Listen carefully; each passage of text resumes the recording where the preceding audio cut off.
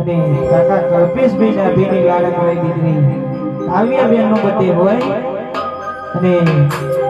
એમના દાદા પપ્પા અને કાકા વિશ કરાવતા હોય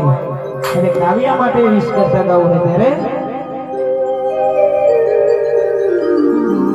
એ આજ નગરી રે સજાવો કાવ્યાનો બર્થડે